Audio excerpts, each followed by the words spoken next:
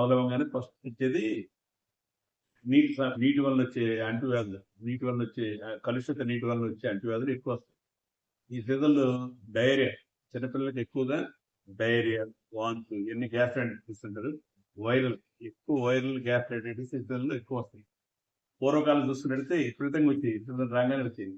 ఇప్పుడు చాలా వరకు రోటా వైరస్ వ్యాక్సిన్ వచ్చింది. గవర్నమెంట్ ప్రైవేట్ వేస్తున్నారు, గవర్నమెంట్ ప్రైవేట్ వేస్తున్నారు. అందువలన దాదాపు ఈ వ్యాధి చిన్నపిల్లలు రావటం చాలా అరుదు. ఈ పూర్వకాలం అయితే ఈ వ్యాధి వచ్చినప్పుడు విపరీతంగా నీరసం చేసి, డిహైడ్రేషన్ చేసి, అంత సెలైన్లు పెట్టి, ఐస్ పెట్టి చాలా హాస్పిటలైజేషన్ చేసి చేయాల్సి వచ్చేది. ప్రస్తుతం మాత్రం ఆ పరిస్థితులు లేవు. చాలా ఓపీలో ట్రీట్మెంట్ సరిపోతుంది. తర్వాత వాడు ఏంటంటే రెండో పాయింట్ ఏంటంటే కలుషిత ఆహారం, అంటే శుభ్రత లేని ఆహారం. బయట ఏగల వాళ్ళని కానీ బయట శుభ్రత లేని ఆహారం తిన్న వాళ్ళకి గ్యారెంటీగా సమస్యలు వస్తాయి. వర్షాకాలం విపరీతంగా వస్తూ ఉంటాయి. అలాగే తర్వాత రెండోది మూడోది ఈ fevers, high fevers, viral fevers. ఈ సీజన్లో విపరీతంగా సీజన్ మారినప్పుడల్లా వైరల్ ఫీవర్స్ విపరీతంగా వస్తాయి. ఈ వైరల్ ఫీవర్ వచ్చినప్పుడు రావటం కూడా 103, 104 దాకా వస్తుంది. మామూలు మందులు తక్కువ, యాంటీబయాటిక్స్ ఎన్ని వాడినా కూడా తక్కువ. వాటంతా సెల్ఫ్ లిమిటింగ్, అంటే దాదాపు 3-4 రోజులు అవి సమస్య. అయితే హైపర్ పైరెక్స్ అంటే ఎక్కువ జ్వరాన్ని తట్టుకోలేక కొందరికి చిన్నపిల్లలకి ఫిక్స్ వచ్చే అవకాశం ఉంటాయి. అటువంటి జాగ్రత్తగా ఉండాలి. అందువల్ల సకాలంలో హాస్పిటల్కి వెళ్ళి వైద్యం అలా తీసుకుంటే మంచిది.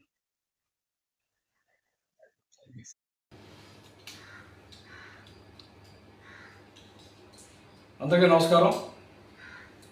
రేపల్ల నియోజకవర్గ ప్రజలు, ఓటర్లకి ప్రత్యేకమైనటువంటి విన్నపం. ఈరోజు దేశ ఎన్నికల కమిషన్ వారు స్పెషల్ ఇంటెన్సివ్ డివిజన్ అనేది జరుగుతూ ఉంది. ఇది ప్రత్యేక ఓటర్ సవరణ కార్యక్రమం. గత నెల 15వ తారీఖు నాడు ప్రారంభమై వచ్చే నెల, అంటే ఈ నెల 14వ తారీఖుకి అది ముగుస్తూ ఉంది. ఇప్పటికే బిఎల్ఓలు సంబంధించి అది ఎన్రోల్మెంట్ ఫామ్స్ ఓటర్స్కి ఇవ్వడం జరిగింది. అక్కడి నుంచి తీసుకుని వాళ్ళకి పూర్తి వివరాలు అందించాల్సిన అవసరం కూడా మన మీద ఉంది. అలా అందించడం కొంచెం ఆలస్యం అయితే డిస్క్రిమినేషన్ కానీ మన ఓటర్ కాకపోతే మన ఓటును కోల్పోయేటువంటి అవకాశం ఉంది. అయితే తర్వాత మనం సవరణకి సమయం ఇచ్చినప్పుడు కూడా అప్పుడు కొంచెం డాక్యుమెంటేషన్ ఎక్కువగా ఇవ్వాల్సిన పరిస్థితి ఉంటుంది. కాబట్టి అటువంటిది లేకుండా ఈ నెల 14 లోపు మరి ముగిసే సమయంలోపే అన్ని డాక్యుమెంట్స్ ఇచ్చి బిఎల్ఓలకి సహకరించి త్వరితగతిన అందరూ ఓటర్స్గా నమోదు కావాల్సిందిగా ప్రత్యేకంగా ఓటర్ మహాశయాలు విజ్ఞప్తి చేసుకుంటాం. అయితే మరి ముఖ్యంగా తెలియజేసేది ఏంటంటే రేపల్ల టౌన్కి సంబంధించి, రేపల్ల మండలం సంబంధించి, నియోజకవర్గానికి సంబంధించి 2002 సంబంధించి ఓటర్ లిస్టు అందుబాటులో తెలుగుదేశం పార్టీ కార్యాలయంలో ఉంది. ఈ 2002కు సంబంధించి ఓటర్స్ కావాలనుకున్న వాళ్ళు ఆల్రెడీ మీ దగ్గర బిఎల్ఓల దగ్గర అందుబాటులో ఉంది. కుదరని పక్షంలో రేపల్ల తెలుగుదేశం పార్టీకి వచ్చి మీ యొక్క పేరును సరిచూసుకుని మీ పూర్వీకుల పేరు కూడా చూసుకున్నట్టయితే రేపు రాబోయే రోజుల్లో ఆ ఓటు నమోదుకి మనం పూర్తిగా నమోదు చేసుకోవడం జరుగుతుంది. కాబట్టి ఈ అవకాశాన్ని వినియోగించుకోవాల్సిందిగా ఓటర్ మహాశయాలు కోరుకుంటూ తక్షణమే ఈ నెల 14 లోపు ఈ ఓటర్స్ డిజిటలైజేషన్ పూర్తి చేసుకోవాల్సిందిగా అందరికీ ప్రత్యేకంగా విన్నవించుకుంటున్నాం. స్వచ్ఛంద సేవా సంస్థ గుంటూరు జిల్లాలో 143వ బ్రాంచి అనేది ఈ నెల 11వ తారీఖు సాయంత్రం 4 గంటలకు రింగ్ రోడ్ సెంటర్లో గల బివి శాస్త్రిరావు గారి కళ్యాణ మండపంలో నిర్వహించబడుతుంది. ఈ మానవతా సంస్థ యొక్క ప్రధాన ఉద్దేశాలు పచ్చదనం, పరిశుభ్రత, అదేవిధంగా ఈ చనిపోయిన వారి యొక్క పార్థివ దేహాన్ని నిల్వ ఉంచడానికి ఫ్రీజర్ బాక్సులు, తరువాత ఇంటి దగ్గర నుంచి శ్మశాన వాటిక వరకు తీసుకెళ్తానికి కావాల్సినటువంటి శాంతి రథాన్ని, ఇవన్నీ కూడా ఉచితంగా ప్రజలకి అందజేయటం. ఇవే కాకుండా ప్రపంచంలో జరుగుతున్నటువంటి అశాంతికి విరుగుడుగా శాంతి ర్యాలీలు నిర్వహించటం, బడుగు బలహీన వర్గాల వారికి, ఆర్థికంగా వెనుబడిన వారికి మానవతకు సాధ్యమైనంత వరకు, చేయగలిగినంత వరకు వారికి అన్ని రకాల సహకారాన్ని అందించటం, విద్యార్థులలో వారికి కావలసినటువంటి నైతిక విలువల గురించి, వాళ్ళు జీవితం నడవలసిన పందా గురించి తెలియజేయటం, వారికి ఎగ్జామినేషన్ పాయింట్ ఆఫ్ వ్యూలో ఈ సైకాలజీ వీటికి సంబంధించినటువంటి నిష్ణాతులను తీసుకొచ్చి వారితో క్లాసులు ఇప్పించటం అనేటువంటి చాలా కార్యక్రమాలు, సిమెంట్ బెంచీలు, సమాజానికి ఏది అవసరమైతే దానికి అనుగుణంగా కార్యక్రమాలు నిర్వహించేటటువంటి ఒక ఉద్దేశంతో మానవతా స్వచ్ఛంద సేవా సంస్థ నెలకొల్పడం జరిగింది. దానికి కొత్త శాఖగా ఈ నెల 11వ తారీఖు సాయంత్రం 4 గంటలకి బివి శాస్త్రిరావు గారి కళ్యాణ మండపంలో ఈ కార్యవర్గం ఎవరైతే ఉన్నారో వారి యొక్క ప్రమాణ స్వీకారం జరుగుతుంది.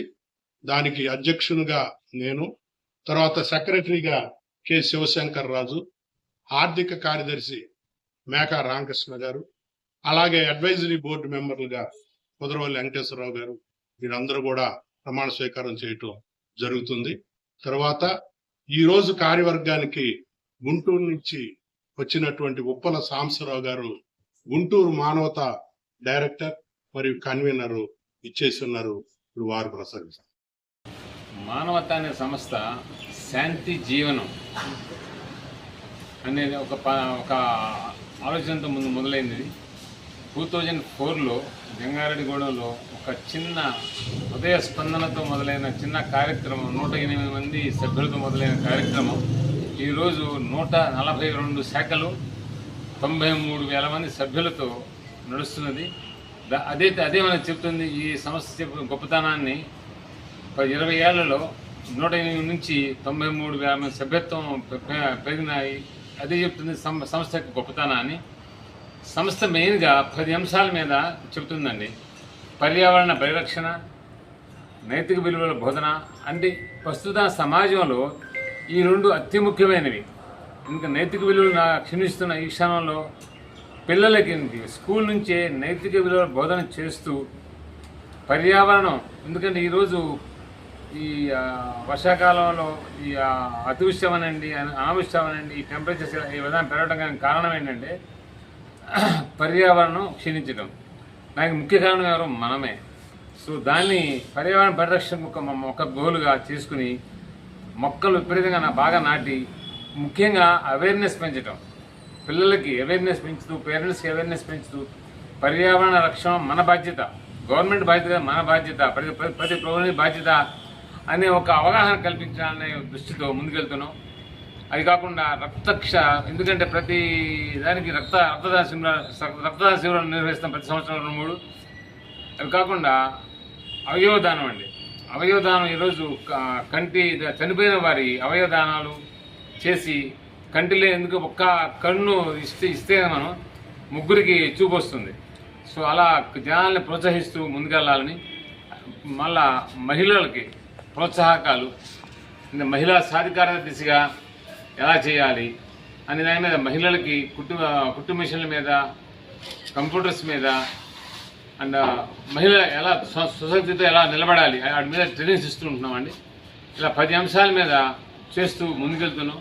ఆ శాఖ రేపల్లెలో రావటం, దాన్ని ప్రారంభోత్సవం చేసుకోవటం 11వ తారీఖున చాలా ఆనందదాయకమైన విషయం ఇది. దీనికి మన కోడే గౌరీశంకర్ గారు నాయకత్వం వహిస్తూ ముందుకు తీసుకెళ్తున్నారు. ఇలాగే త్వరలో చెరుగుబళ్ళు కూడా పెట్టాలని ఒక ఆలోచనతో ఉంది. ఇలా ప్రతి మండలంలో ఒక శాఖను పెట్టి ప్రజల్ని మమేకం చేసి అందరితో ఆత్మీయ సహకారంతో ఉంటూ ప్రజల మధ్య ఆత్మీయత పెంపొందించడం కూడా ఒక లక్ష్యం మాది. అది కాకుండా కష్టాలు బేసిక్ ఏమైందంటే అండి, కష్టాల్లో ఉన్న వారికి ఒక్క కన్నీటి బొట్టైనా తగ్గించాలి అనే ఒక ధ్యేయంతో ముందుకెళ్తున్నాం మానవతా సంస్థ. అందరికీ నమస్కారం. Thank you very much.